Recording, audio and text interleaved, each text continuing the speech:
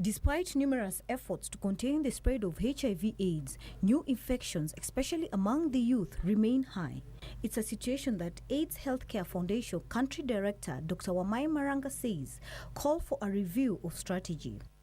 We are still getting new infection in Kenya.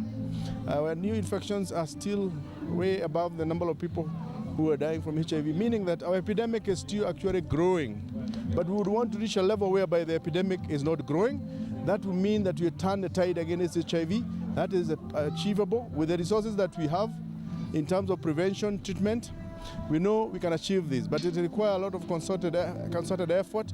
As I said earlier on, we would want all people to know the HIV status, because only by knowing you can take the right action, either starting treatment or ensuring that you prevent yourself from getting infected if you're not.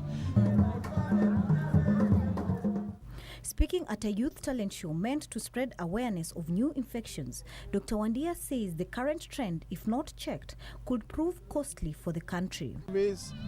Only among the youth that it was noted that HIV infection is still increasing, which is worrying because this is the largest group that you're talking of, the 15 to 25, the youth. So we would want them to reach out to this group, which is a massive group, to be able to let them have the knowledge they require to prevent themselves from getting infected, let them know about HIV, their HIV status, to let them know about proper use of condom, let them know any other aspects which they can use to prevent themselves from getting infected. Because it's a very critical group. It's a group, as we feel, as it's been felt, is that because they're still young and many of them are HIV negative, it gives a huge window of opportunity to ensure that we can turn the tide against HIV. AHF Global Network Chairperson Cynthia David called for concerted efforts between governments and other actors to reduce the rate of infections. So there's still a lot of work to be done to bring the numbers down. The numbers aren't down enough. They need to be lower. And so that involves coordinating with all types of partners, with local health departments, local governments, to be effective in reaching the highest risk populations to get the numbers down. World AIDS Day is observed on the 1st of December each year.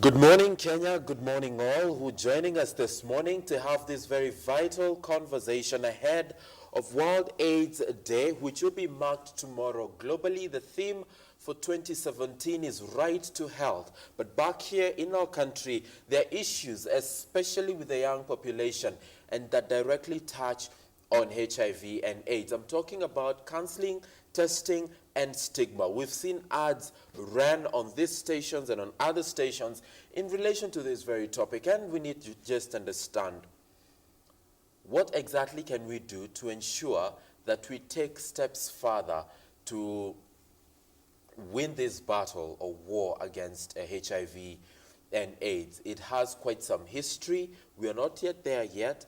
A lot needs to be done, and that is why these kind of conversations are relevant and very, very critical. This day, we dedicate some time from Entertainment Thursday to this discussion because our audiences out there are relatively young, and for this show, so we would like to demystify anything and everything around it. So kindly go to our SMS platform. It's 22162. Ask any kind of question you have. You can also find me on Twitter. The hashtag is Good Morning Kenya. My Twitter handle is at Sami1Njoroge. You can also find me on Facebook. Samuel Njoroge is my account. Post any kind of question you have in relation to the topic that we're just about to begin. My interaction with some of you across the week has been that you do not know what to expect. Once you get into that room and you're faced with a counselor and a lab technologist, what exactly happens? How do you take in the news, whether positive, negative, and all these questions that you've been posting this far?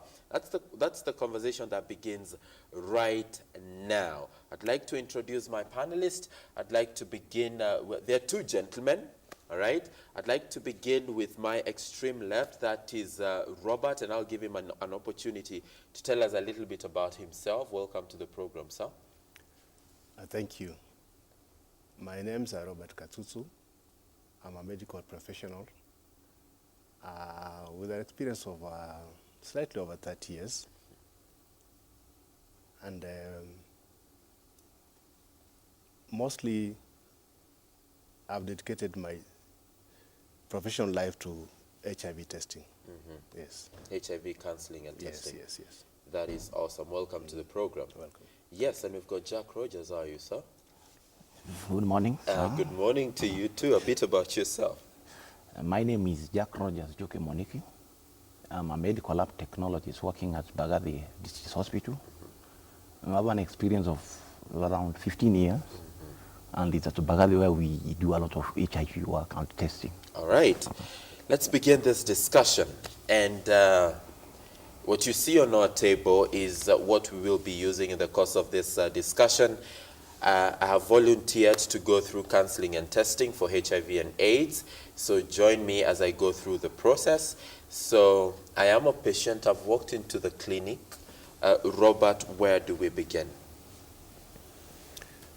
So, Mr. Samuel, welcome to our testing center. How old are you? I'm 27 years old. 27 years old. So you are the target group we are talking about. Relax.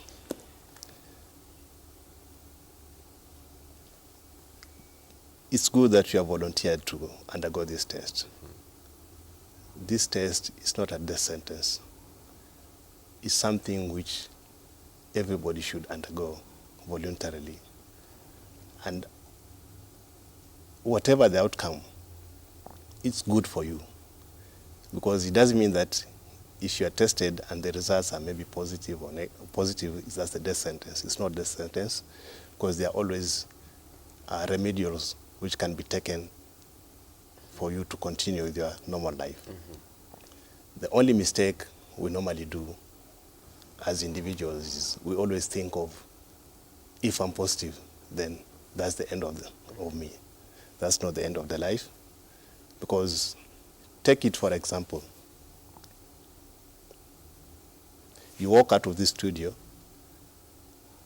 down the road going to town, and you're knocked by a vehicle. That's death. Why don't you fear that one? But when you talk of AIDS testing, it's when you think that death has come. Death can come in so many ways. And it does mean that when you have HIV, that's what's going to kill you.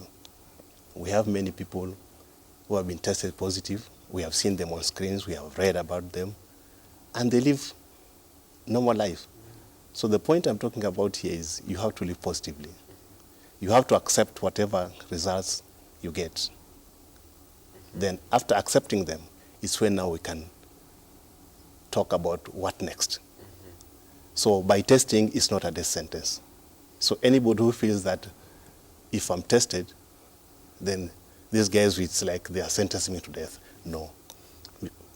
I have a couple of questions. Yes. Number one, you say that it is good for me. Yes. Why is it good for me? It is good in the sense that whatever status you know, let's take an example like when you're positive. You'll be taken through on how to conduct yourself in that situation so that you realize your full potential and even how to interact with the other people. If it's your girlfriend, it's maybe your spouse, you'll be taken through to know how to live positively. And it will not have any issue with your life. If you are negative, definitely you'll be taken through on how to stay negative. Dr. I have an issue with a positive outcome. Yes. How exactly do I manage that kind of a situation? How do I process the news? How do I go back to society and face the stigma that comes with a positive outcome? That is the biggest issue we have in this country, stigma. But me personally, I believe it starts with you. Because the minute you accept that outcome, then you can fight out the stigma. But if you don't accept it, it becomes very difficult. people will talk about you, but how do you react to that, to whatever they are saying? How do you react to it? How do you take it? So it starts with you. And that's why we say you must first accept. Acceptance is, actually in medicine, not only on this, in medicine, acceptance is the first thing. If you are told you are cancer positive, even malaria, talk of malaria, simple thing like malaria, you are malaria positive. How do you take that? If you don't take it positive, by the way, malaria can kill you even if you're on drugs, because the positivity means if I tell you you are positive, take these drugs and you'll get cured. You adhere to that. That's what you're talking about, positivity. If you don't adhere to that, what happens? It will kill you. So it starts with you. How do I involve and break whatever outcome from this test to my partner? How do I break that down to them? What becomes the process then? I think for you, especially if it's positive, it might be very difficult. So you need to get help. Both of you need to see a counselor so that your spouse can be taken through that process. It might be difficult for you as an individual to break it. Right. Break that news to your partner. But my question largely relies or centers around, we've been under this wavelength of trust and faithfulness. Yes. That I cannot go outside the institution. But then I'm tested positive. Of course, there will be an issue there. Definitely, yes. There will be a processing concern. Yes. There will be, the whole thing of you cheated on me or you went outside our marriage and you did all these other things. And on top of that, I'm telling you that I'm positive, meaning there is the chance and risk that I could also have infected you. How do we process all that? And that's why I think the advocacy is, if you are partners, it's always good to go as partners for the testing. So that when the counseling is done, all of you are prepared for that. And also, after the test, the post-counseling is also done to both of you. Rather than going alone, why are you hiding? Why do you go alone? So whatever you are raising starts from you yourself, because why do you hide and go and test on your own? And you know you have a partner. Preparation, No, it's a question of you agree, you go to the center as partners, and the preparation of you will be done there through counseling, then all of it will be okay. But if you cut corners, definitely, it's an issue. No, I am a young person, and the reality of young people having multiple partners is very real, and it's out there. All my partners, or the partners I've been with, as several as they are, what becomes of them? These are not people I'm married to. These are not people I have any direct attachment to. We just went into maybe it's what we call a one-night stand. Yes. In our circles. Some of them I don't even have their contacts. We just met in a club one day, and one thing led to another. How about that kind of a situation? How do I handle it? How do I, water down my conscience to come to terms with I could have ruined somebody else's life? Now, that's a very difficult part of it, because when we talk of partners, we normally think of the marriage circle. The spouse. Yes, spouse, or rather, maybe a girlfriend you are really attached to. But when it comes to the young people where they jump all around, it becomes difficult. And I think that's where we have to take your own responsibility. You take whatever results you have been given, you absorb them yourself. And if one or two of them, you feel you can talk to them and understand, maybe you can talk them out and also have tests, the ones you feel you can. Those that I feel I can't. Yes. And the ones you can't reach, well, let's hope that God will help them. Hope that God Yes, will because help them. because there's no way you can get all those 20 partners of you as you're running around with to bring the testing center. Yes. I remember when I started consuming information about HIV and AIDS, I was a very young person, very young. Yes.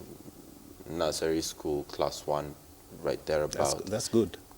And we could see, we didn't understand what it was, but we could see gory, horrific images representing the disease. And that makes me fear a positive outcome because I cannot relate to that as of now. I'm a healthy person when you look at me. But how do I handle the eventual outcome of weight loss, opportunistic infections, being discarded and stigmatized by society, loss of hair maybe, experiencing sores all over my body? All these issues we grew up knowing are the outcomes of HIV and AIDS. How do I deal with that? I think with the advent of HIV, AIDS, that is what was happening. It's true. People are actually, it was scaring. It was actually scaring. It looked like a disease which is so scaring. And I think it made some people also not feel like really testing. But I think we have come out of that. If you see the adverts and the discussions which are there, you don't see those graphic images anymore because they're not helping anybody. Nowadays, what you see is positivity. It's positivity. And the way the disease progresses nowadays is not the way it used to, because I think when it came, nobody understood it. So the progression was very different. The weight loss you are talking of. Nowadays, you rarely find people having weight loss and all that, especially if you keep on testing yourself and you know your status early enough, interventions are taken early enough, you don't go into those. So I don't think there's any fear for that anymore. But yes, initially when the 80s, when this thing started, yes, those were the fears. We were in the medical field that time, but still we were fearing. Right. Yes. May I chip in? Yes, kindly. And also, what I wanted to add is, once you test positive, you are encouraged to undergo a series of counseling sessions. It's not only one session. Then you think that you'll come to acceptance. That's open to. Okay, so this is the session before I go for a test, isn't it? Before I go for a test, but there'll be others based on especially what we call post testing counseling. Yes, because you are counseled before you take the test. Then after the test comes out, you need to be counseled, whether negative or positive. You need to be counseled. All right. So that you know how to go about it after that. Okay. Yes, because what is the aim of you testing? In the first place. Yes. We shall be coming to the post counseling test and, counseling rather, post-test counseling. Yes, yes. And I will be involving Jack Rogers on that. Right now, keep preparing me, Daktari, for the test that I'm about to undergo. And I've heard of ARVs. Yes. How soon do I start consuming them, if at all I'm positive? Is it immediately?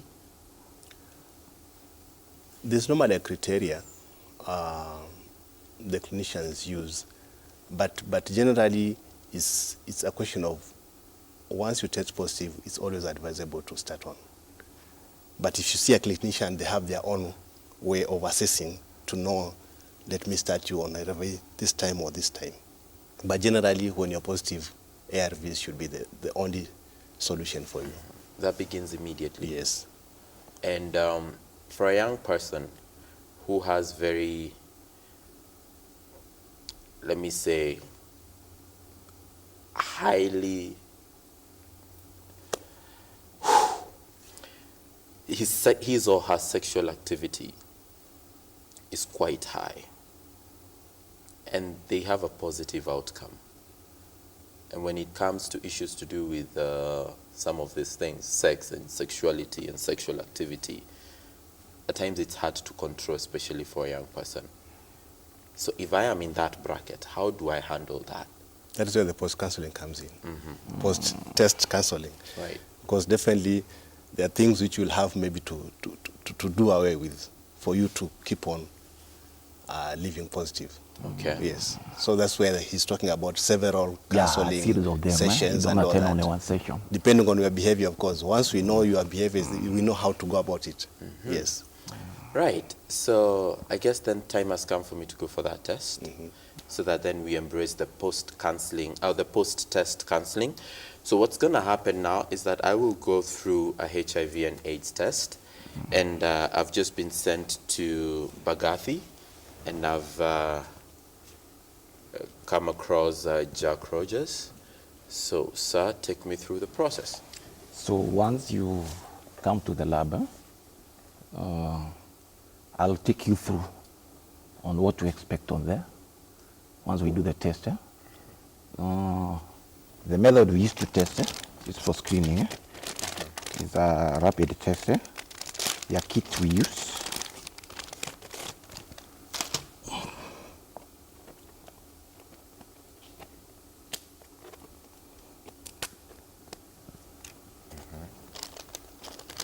So that's a kit. Yeah, this is a kit. Maybe This we is a can rapid. just display it for our viewers, if I may have one of them. Just remove the whole thing. Okay. Remove the whole thing.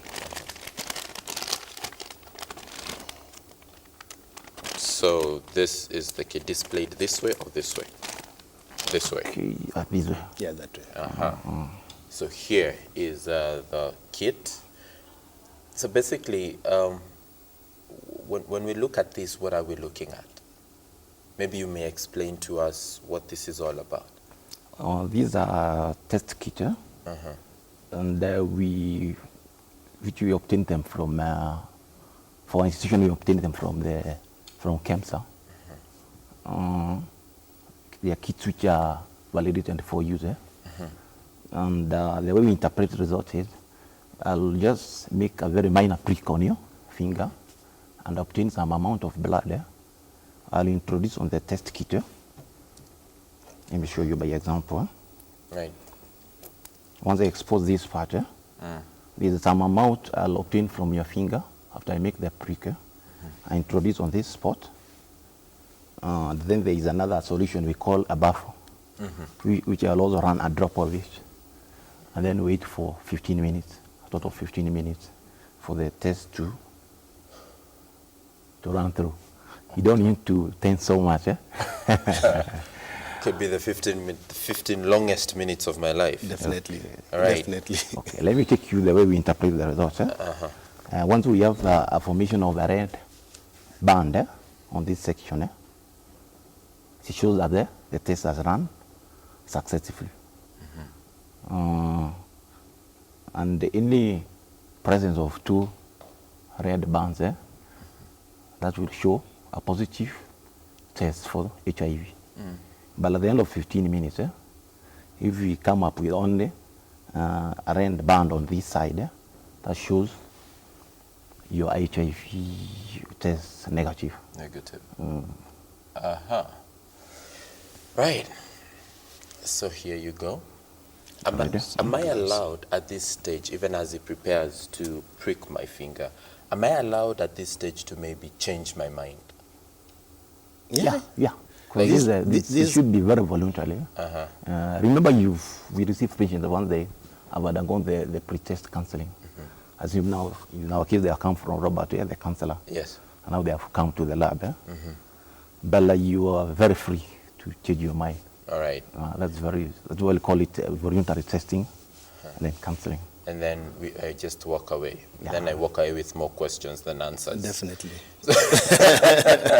So it's better don't change your mind. All right. Yeah, you walk away with more questions than answers. You know, it's interesting because there are people who start a journey, and by the time they decide to complete it, they give up halfway. It's true. And there are others that usually go all the way. Yes. But the most interesting thing is that these two people have covered the same distance. Because this one began and went all the way and finished. But this one began, went halfway, decided to go back. They still came back. So they covered the same distance. True. And I think that's why the test is designed to be as simple as we explained. So the procedure is very simple. Okay. So we'll proceed and do the testing. All right. As he prepares for the testing, I can see most of you are beginning to ask questions on social media, on my Facebook account, and also on Twitter. Your identity is withheld. I will not be calling out anybody's name, even on our SMS platform. So just feel free to go ahead and ask your question. As we receive it, I'll be forwarding it to my panel right here. Remember that tomorrow is World AIDS Day. Right to health is the theme for the 2017 day. And it's important that as we think of that right, it comes with responsibilities. And one of those responsibilities is you taking up the role to access information that touches on your health. You cannot afford to live in the 21st century on a basis of ignorance or just feeling like you do not want to. There is life after the test. There is a reality after the test, and all you need to do is to get prepared to embrace it. There are counseling facilities. Of course, there are places where people meet as groups and discuss the issues they have and the experiences they're undergoing. There are also platforms through which mentors and people, resource people, come up and talk to you in terms of how to manage your condition. It's really not a death sentence, okay? And yes, you can lead a good quality life, especially when you have the information. Whew, that bit of information maybe come to terms with what is just about to happen, so go ahead. You ready? Go ahead. I will never be ready for a prick. I will never be ready for that.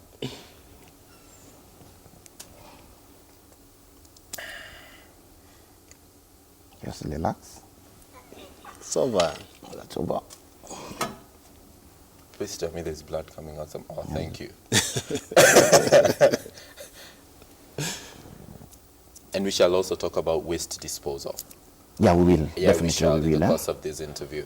So as you've seen, I've made a prick. I wipe the first drop. Then I'll obtain.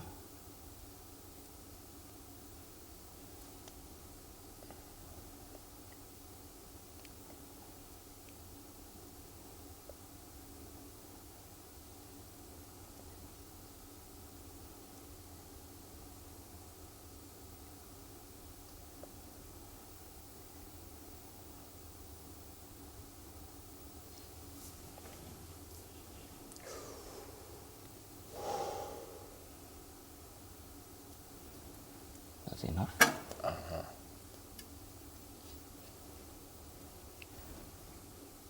Just hold with your thumb. Okay. So I'll introduce the drop. Oh, maybe that can be seen properly.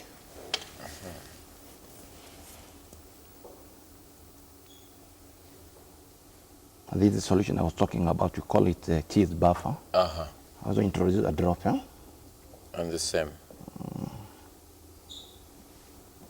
You don't know whether Robert has a timer. Okay, I do have one right here. Can time for 15 minutes. For 15 minutes. Yeah. Okay, I got you on that. So even as we wait for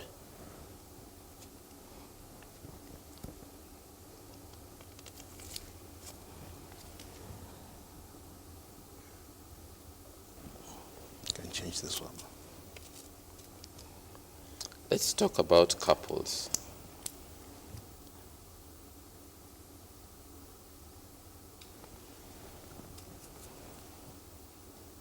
Keep on holding. Yep, with my thumb. Yes. Okay.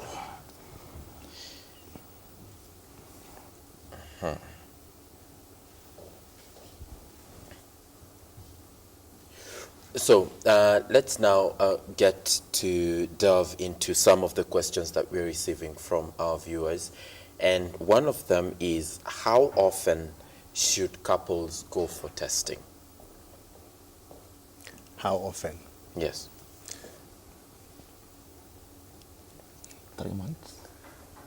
I think twice a year, I think is good enough. Twice a year. Yeah, twice a year is good enough. So that means once after every 6 months. Yeah. And I'm here now waiting for 15 minutes for the test, for me to get a result on the test. This has to be a very tense moment for anyone. Definitely, yeah. 15 minutes, longest minutes of their lives. How do I manage that 15 minutes? Really, do I go to a room or do I just wait? And is there any psychological preparation during these 15 minutes? The psychological preparation is the pre-testing time. Yes. Okay. And definitely when you're waiting for the test, as you are saying, is the longest 15 minutes of your life, it's not advisable for you to go and take some tea somewhere because you don't know what's going to do. So definitely you'll have to wait in a waiting area for the test to come out. Maybe read a magazine. Yeah, try to keep yourself busy in a way. Okay. But you might not even be able to keep yourself busy, but you'll have to persevere with that. Right. Yes. There are various populations or sections of the population that are usually targeted when it comes to information on HIV and AIDS. We have the discordant couples, yes. That's number one. We have the young population, that's another. We have the married couples. We've touched on the young population and the married couples. Yes. Let's talk a little bit about discordant couples as well as a certain population known as MSM, the MSMs, men who have sex with men. When it comes to managing this particular condition, is it any different amongst these two populations? We can start with discordant couples. And who are discordant couples? Discordant couples are couples where a married couple, definitely, is maybe the man is positive, the wife is negative, or vice versa. That's what we call discordant couples. Yes. And in terms of managing this condition, what is the proper and right channel to go through? Can I check on that? Okay. The way we manage discordant couples, for the one who tests negative, you are encouraged to keep on using the protective measures.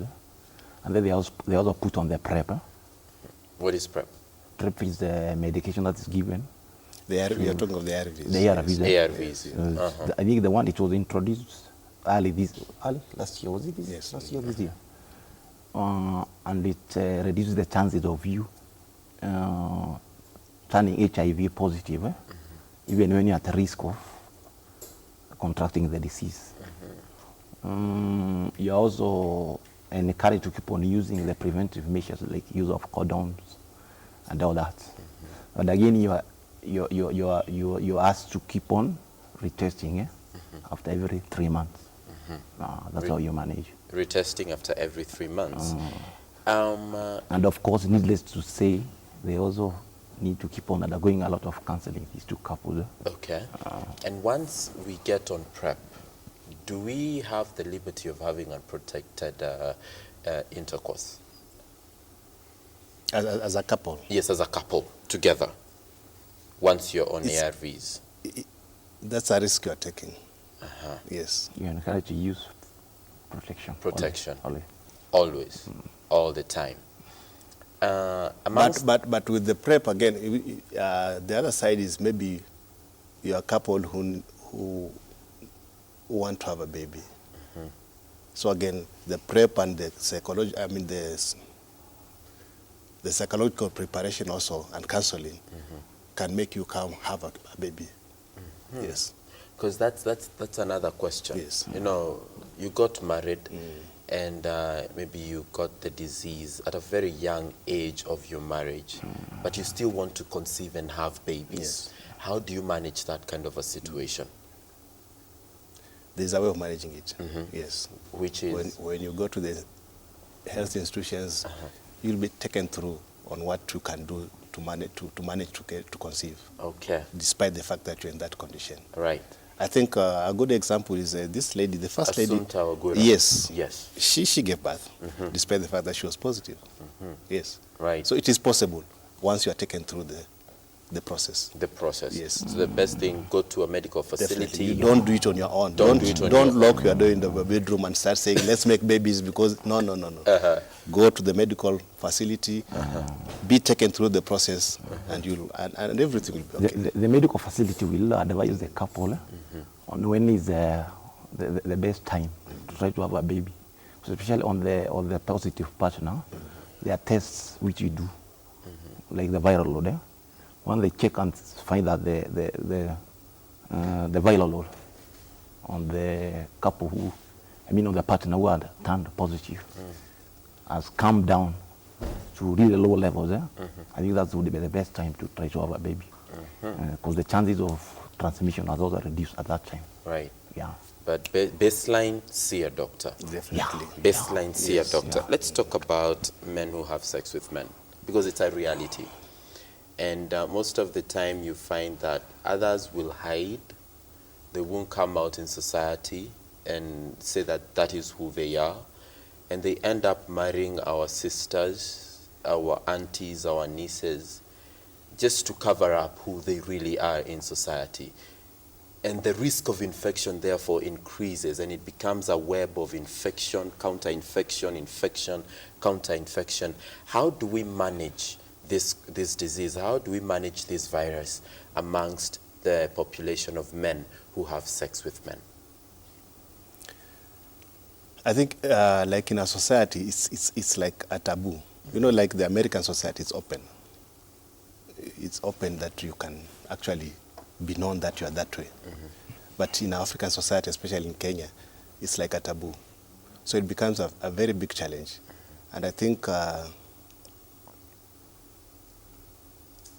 it boils down, if me personally, I'm that kind of a person and I need to maybe marry the normal way, it boils down to my personal responsibility, because nobody knows me. It boils down to my personal responsibility. If really I need a partner in really the common marriage law, then it's my personal responsibility to make sure that I go through a process which can make everybody safe. And it's very difficult because, as you say, people hide, yes. Because in Kenya, it's like a taboo. It's outlawed, actually. It is actually Yes. a taboo. Yes. It is illegal. Yes. It is, you know, it's an... So to reach those kind of people, even if you want to talk to them, where do you find them? The challenge we are facing. Yes, where do you find them? Because they are hiding somewhere. Yes. But if you get a chance of knowing where they are, yes, talking to them, counseling, actually, HIV, we talk, counseling is the way forward. It's largely psychological. Yes. It's a disease that is usually more in the head than anywhere else. Exactly. So you conquer your mind, you're good to go. Yes. Conquer your mind, you're good to go. Let's go back as we wait for the test. 15 minutes. For the 15 minutes. Oh my God. Right, we're almost there. I think we are 9 minutes away. Yes, in the event, because we may not have time to discuss the result. Yes. Again, that could be private. That's private, actually. We we can't discuss your results on air. On air. Yes. In the event it is negative or positive, let's talk about the post-testing counseling for a positive outcome and for a negative outcome. I would like to go first. Okay, let me take to a situation what we do at Bagafi. Once we get once I run the test, we usually don't release it to the clients. I'll not call them patients. We usually take them to the counselor where they are done the pre-test counseling. So more or less we expect the person who had done the pre-test counseling to go on with the counseling. But now for our case, I think I may take that one. For a positive test, yes, like I said earlier, anybody, including you, me, and anyone else, if I turn out to be HIV positive, of course the first thing you will be shocked. And that's a normal human reaction. Yes. So we'll do the testing, but we'll give you time to absorb that. Yeah? And that's why I'm saying maybe only one counseling session might not be enough. I'll do the post-counseling, plus I'll also encourage you to do more visits, because you'll go out there. So there are those processes when the ones you take, once you get bad news, especially of death and of, let me call it bad news. Traumatic. Traumatic. You'll be shocked at first, then you'll be angry, you'll deny, all those steps until you come to accept. But as a counselor, just like it was mentioned in the pre-test counseling, this is not a death sentence. There are ways which maybe to mention. For what is the percentage? The percentage of about 75% who turn out HIV positive. 75% contract the disease through sexual activity. Yeah. And only the 25% who contract the disease from those other ways of contracting HIV, which are maybe through blood transfusion, through an accidental needle prick, through mother to child. So it shows, and this is our target is majorly on the young population. Right. We dwell so much on the way to live positively now. You need maybe to change your ways. And if you have a partner, yes, and maybe this might come way later after you accept. You need to involve them. Maybe you are in your next session. Yes. And by the way, before I go there, yes, this test kit we use, we call it determine. Once we test it's positive, I don't give out the results. There's another confirmatory test we run. It's also a rapid test, but it's another method. Okay. Right. Let me get to your feedback. Let me show you in a bit as you get the kit. As you get the kit, let's get to the feedback and sample it very fast. There is one here that says, "I'm afraid the war against HIV will get tougher now that the price for the cheapest condom has risen from 10 to 50 shillings." That's a message that's coming in, and I'm sure we've got people, stakeholders along this line who can take up some of this feedback very seriously. Yes. And sometimes it's like that strip cheats. Today you're negative, second trial you get yourself positive. How do I handle that kind of a situation? I won't say your name, but you said that you'd like to ask, what if you have a partner and he or she isn't willing to go for testing? What do you do? I'd like to throw that to you, Robert. What do you do? You have a partner who is not willing to go for a test. Well.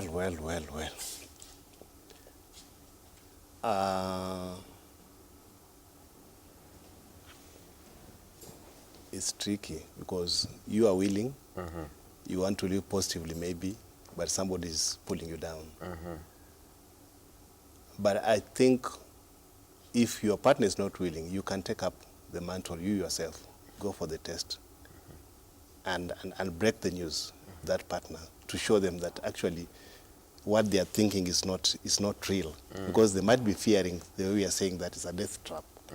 But if you go and tell them, okay, maybe I've tested, I'm negative or I'm positive, and this is what I've been told. So with time, I'm sure with time, they'll feel, I think there's nothing to fear. And they'll volunteer. But that should not put you down to say, because this person is not going, my partner is not going, I'm not going. No. Yes. This is your own personal responsibility. Yes. It's not an event, it's a process. So keep talking together. I'm 2 seconds into knowing my results. So there we have it. No, okay. Time is up. So can I display it? Time is up? Yes. You want it displayed on air? It's confidential. Mark you. It's supposed to be confidential, but you have your results, but I don't think... Yes, I do have my results. Yes. And I think from one more feedback. I'm just trying to one more.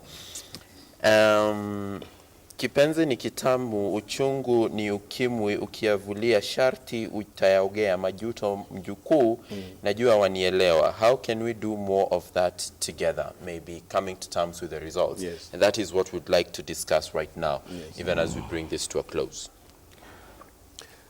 Okay. The results show that we have one red band. So like I explained before we undertook the test. Yes. These are a negative HIV test.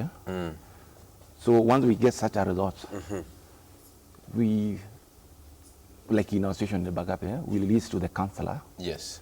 But basically what happens, the client is advised to recheck, to do a retest after 3 months. Okay.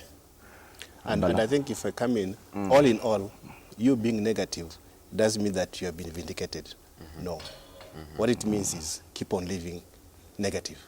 Yes. So you are encouraged to keep on living negative. Thank if you have been abstaining, you are encouraged to do that. Yes. So as to maintain the negative result. The negative result. In an event that it was positive. It was positive. What we do, I'll run a parallel test to confirm. To confirm. There's another rapid test kit that is used to confirm. To confirm. As you get first response. So I repeat the same procedure. The procedure are more or less the same. I'll get another drop of blood. Maybe you may not want to no, it's okay. It's okay. Yeah. Okay. Let me show you. Very, very fast, because I literally have a minute to bring this to an end. So I introduce a drop of blood. It also has a buffer like the one we did for the other test kits. And in case both of them turn out positive, we send you to our CCC center. That's a comprehensive care center, where they'll do a confirmatory test of the same, using the 2 tests. Okay. So this is purely for confirmation purposes? Yeah, we confirm with that. Okay. I'd like your final words very quickly. Robert, I'll start with you, then Nimalizia na Jack Rogers. I think now that tomorrow is the World HIV Day, and you have had the theme, you have a right to health. And one of the health issues is HIV testing. And this is more so to the young. Please take your time out, not only tomorrow, but any other time, to know your status. Right. It will help you so much in your life. Okay. Yes. Over to you, Jack. I will encourage everybody, especially the young, to know the HIV status. As you've seen, the procedure is very short and simple. And that's the goal. That's the goal of the Ministry of Health. Right. Thank you, gentlemen, for coming and for bringing us up to speed with the information that you've given us. Very, very vital, very, very key, as if we can even tell from the feedback that we are receiving on 22162 and, of course, on our social media platforms.